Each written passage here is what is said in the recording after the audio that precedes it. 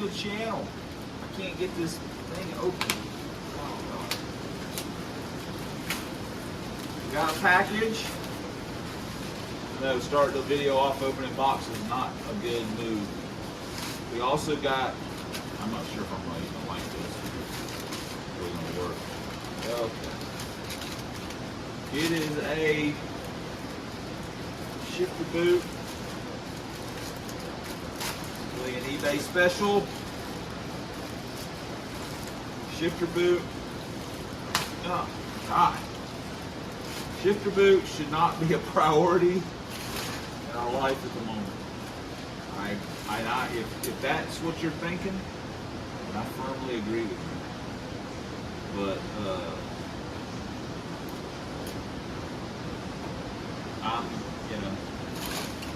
I wanted one because I got a big hole right here.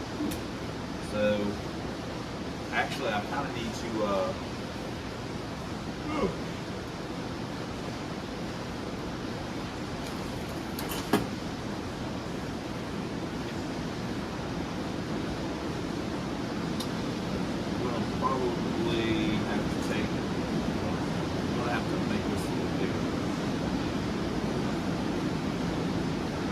Work. So, figure out how I want to do that. I probably take the stick off. That's fine. So let me do that real quick, kind of, maybe, sort of. See what we got going on here. See how easily I open that door with nary a drop of blood. You don't see a Chinese or a chef that does freaking sushi and stuff. The guy doesn't wear leather gloves when he's dealing with that knife. He's just careful. He's just good at it. So I won't cut myself if I'm careful. I do appreciate all the concern. All right, guys, I want you to be 100% honest. On a scale of 1 to 1, how does this look? Is it a? It's a 1. I knew it.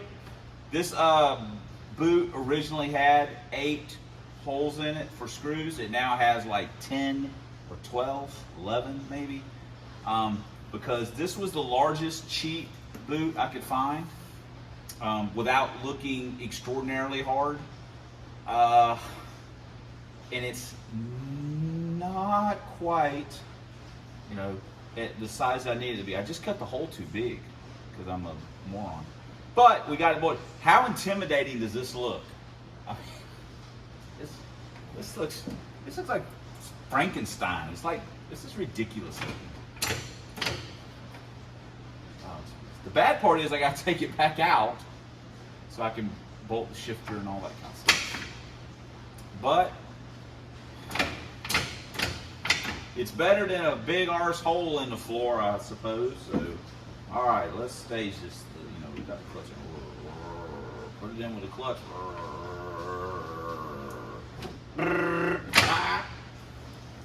Why can I do this in the car, but I can't do it out of the car when the car's not running? Why can't I do that? All right, let's push the clutch in. Let's feather it in.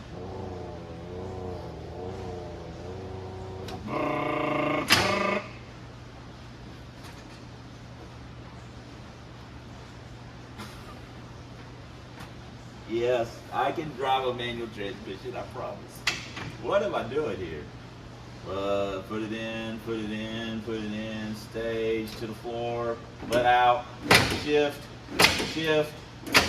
I gotta let go of the button too. Okay, I can do it when the car's running. I just can't do it static. That's crazy. I can't do that. Okay, clutch. Got some gas. Drop, push it in, button down.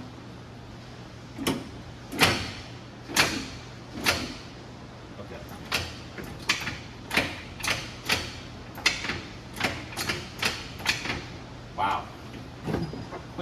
We might be in for some rough rides. I forgot to bring my other package. All right. Man, this weather, this whole situation, everything, this week. We have got a package for the Love Boat.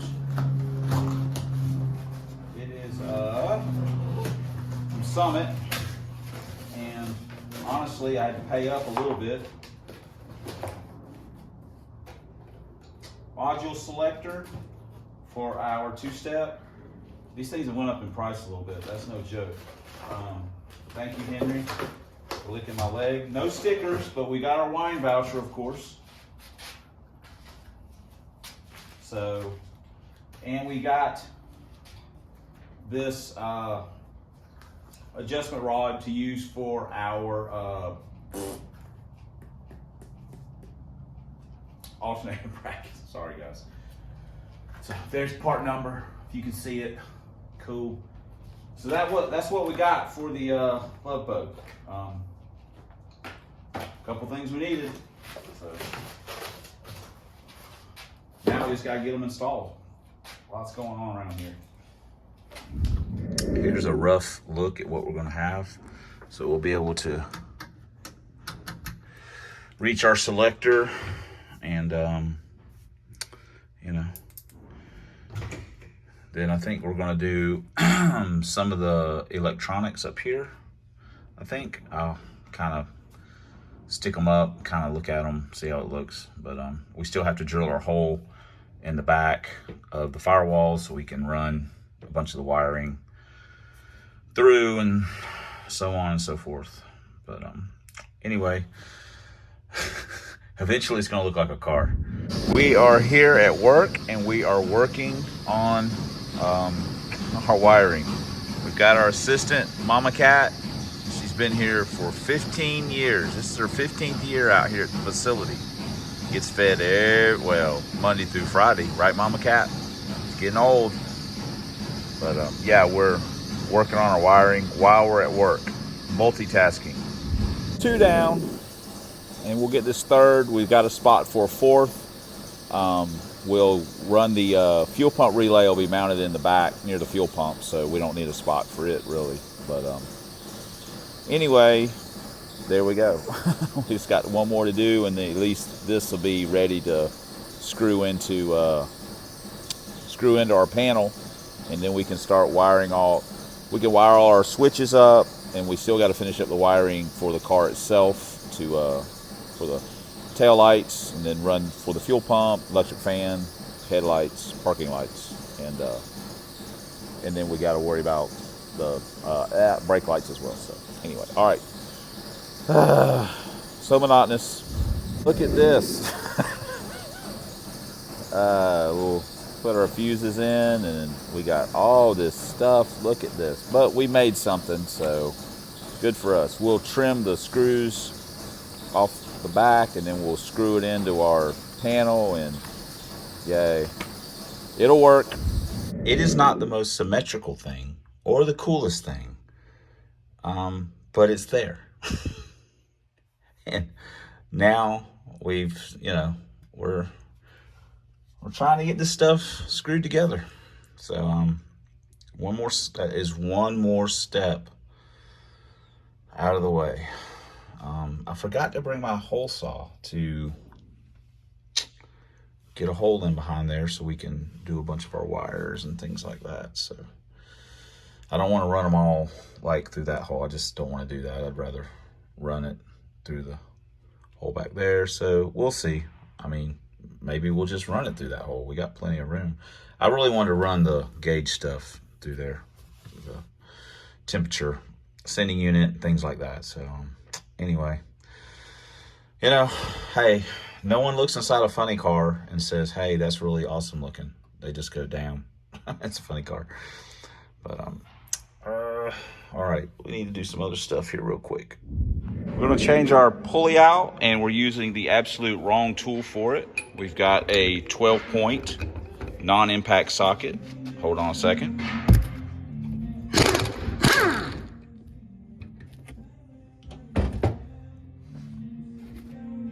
Just like that. Now, wow, that thing's heavy. We're going to put our little KRC power steering pulley on. See, there's your... You guys asked me about part numbers. There is the part number. So, boom. All right, let me stick this on real quick. All right, there it is. we actually put a washer behind it. It didn't come with a spacer. We put a washer behind it, and I think the one on the LTD came with a spacer, but it didn't come with a spacer. We made a spacer. We found us a spacer. So anyway, it was just kind of touching the housing a little bit. I didn't like it. So all right, we're good to go now. Our alternator is these are the sleeves from the upper carrier bushings on 8.8. When you knock the rubber out, this is what's inside. I just save them, and here we go. We're using them for spacers. Washer, and then this bolt is actually from a like one of the fake March knockoff Chinese kits. That's what this bolt's from. So what we'll have to do is we'll have to get us, you know, obviously a spacer for down here, and then a bolt for the actual alternator. We did have to drill this out a little bit too, but and then we will have us an adjustable alternator, and we will have to round up a belt. We got some of our small belts, and I don't know if we got one. I think we may have one at home that fits. Not 100% sure, but obviously we can get one from the auto parts store. Anyway, let me start digging through these spacers. This is why I save everything kind of from shock bushings and come with shocks and stuff like that. I save all this stuff because you never know when you're going to need it. Watch, this will end up being the perfect length. We'll end up using that too. So anyway, all right, the one on the FLTD is actually made out of lug nuts and washers. So I guess maybe this is an upgrade. Anyway, all right, let's keep looking at this deal. All right, I think we've got one that'll work.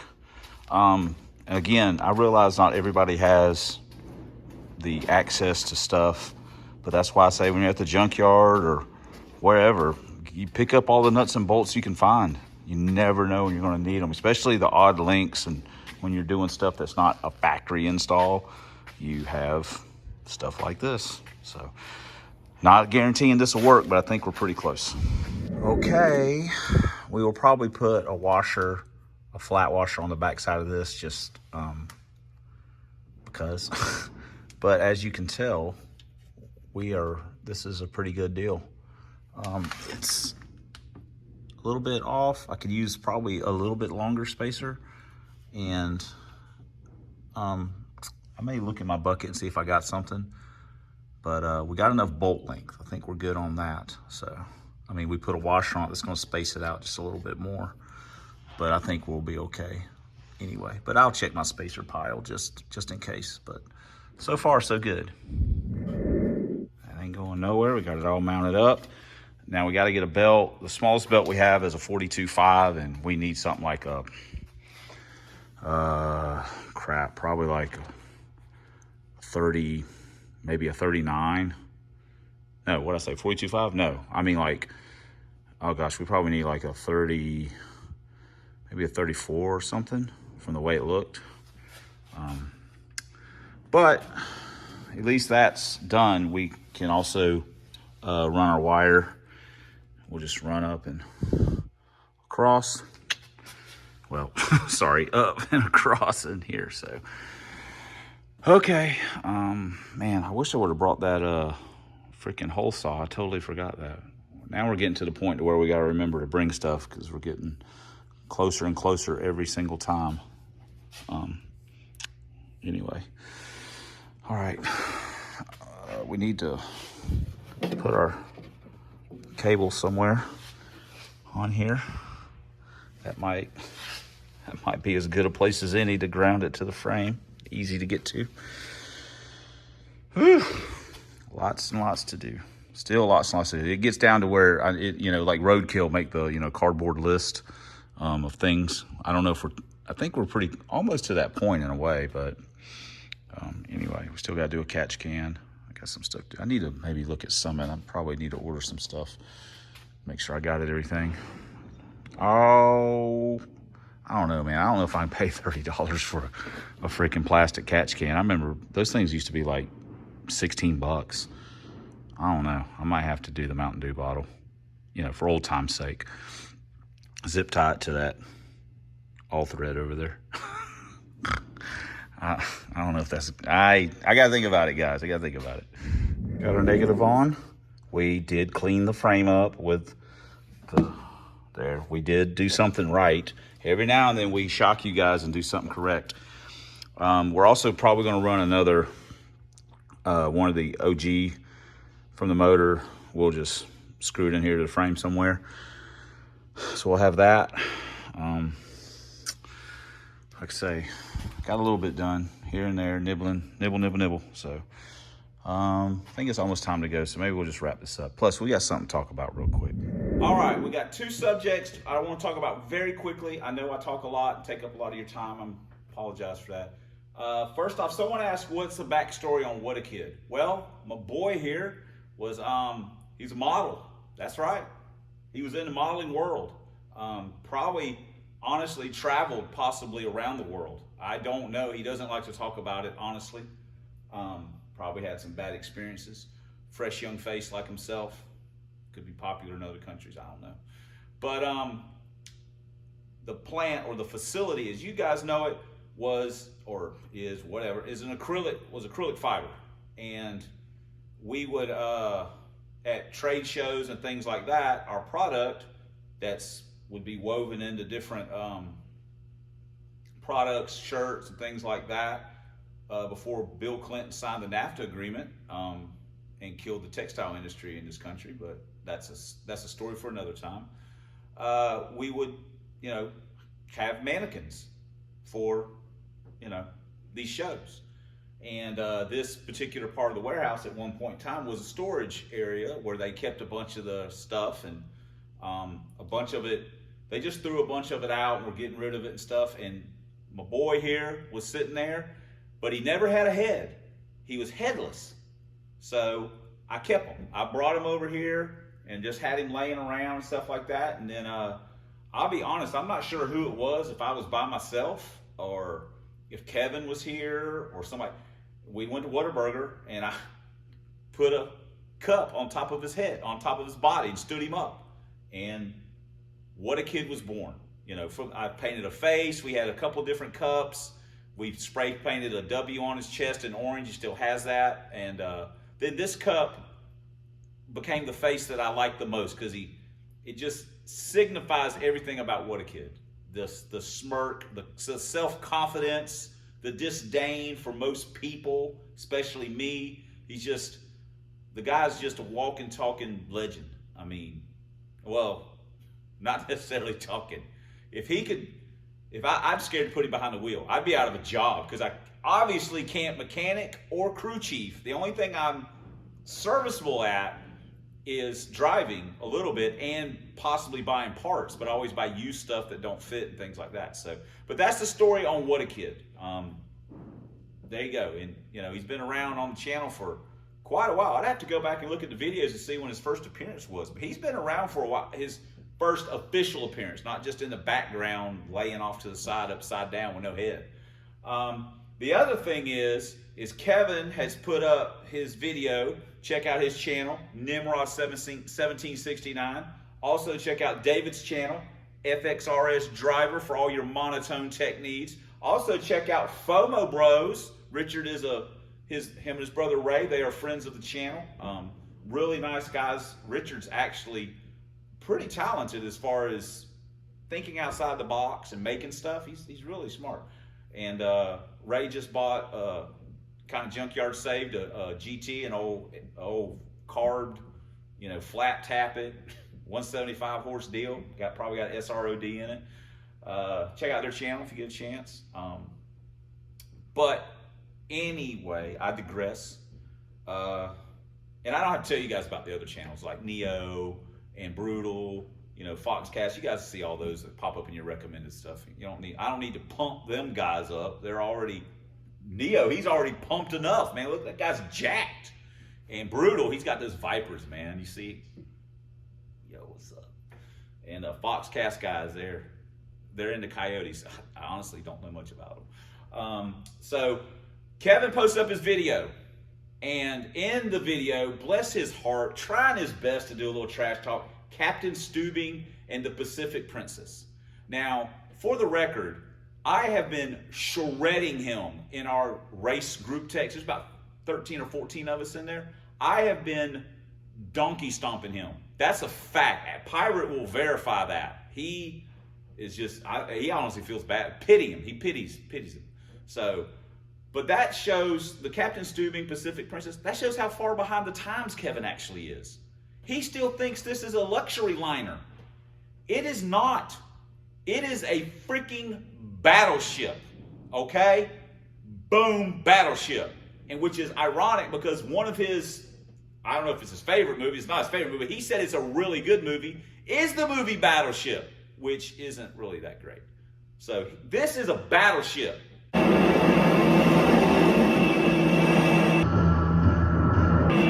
Let's drop some lead on those motherfuckers.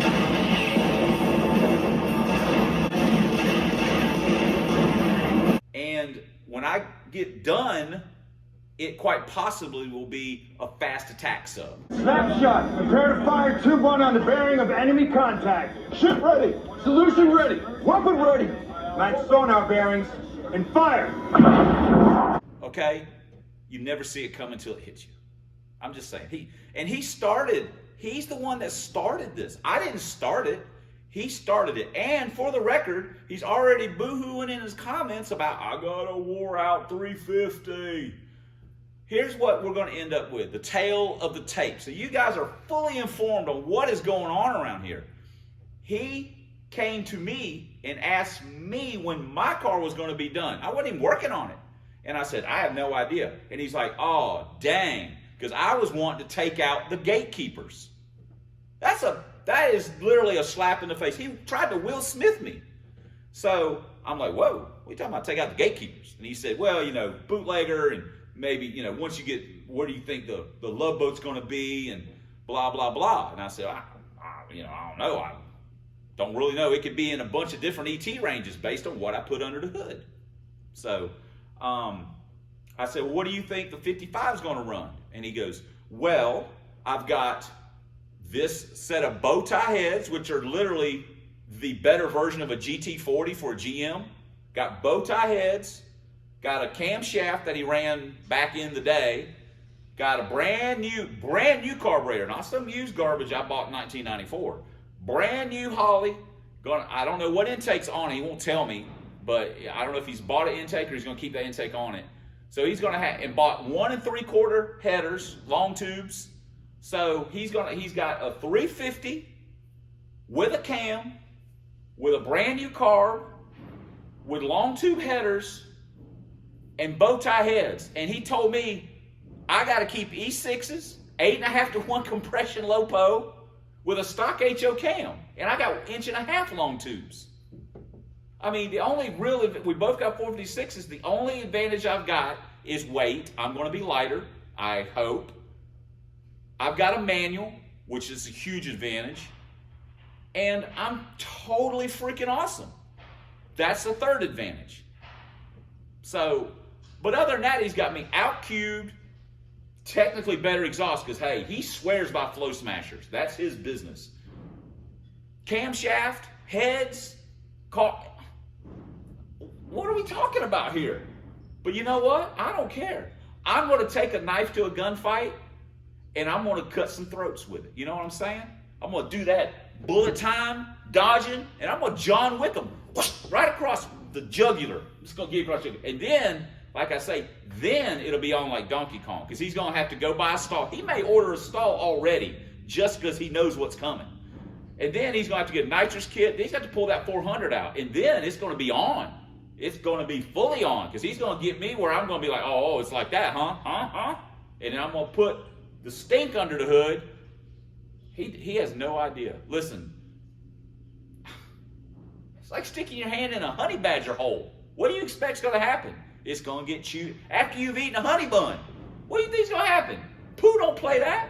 So anyway, I wanted to address those two things. Whatakid's history, model extraordinaire, and Kevin's already trying to change the narrative on what's going on with the 55, because he said it would run 8.0s. That's what he told me. It's going to run 8.0s with the heads, cam, intake, carb, exhaust, and slicks and headers and stuff.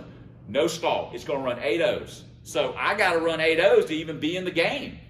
And yet he told me I got to keep all this stock junk. That's fine. You know what? Because Ford, we may not have as much horsepower. We got bigger horses, though. They work harder. So that's what we're going to do. Anyway, thanks for bearing with me in story time. I'm sure most of you have tuned out, and that is great. So don't forget to ring that bucket and tell me how you liked it. Thanks for commenting. You can also comment and let me know what's going on. Thanks for, I almost said it. I've done literally 400 videos and I still get it wrong. Thanks for subscribing. Thanks for supporting the channel. And ring that bell. Let's do all the things. Share it with your friends. Do all that stuff. Thanks for watching. We got our fun glasses on.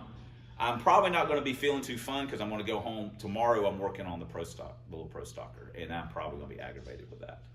But anyway, right now I'm in a good mood. So anyway, thanks for all the stuff, all the ways you guys support us and motivate us and things like that. We have a lot of fun. And again, me and Kevin are friends. It's fun trash talking. It gets my juices up. I like teasing them and messing with them and stuff like that. So it's all in good fun. I hope his car runs the way he wants it to, and I hope it's a good race. I hope we have some good races and stuff like that, because it ain't no fun just going out and just blasting them out of the water. That ain't no fun. It's a lot more fun when you can talk some trash at the end.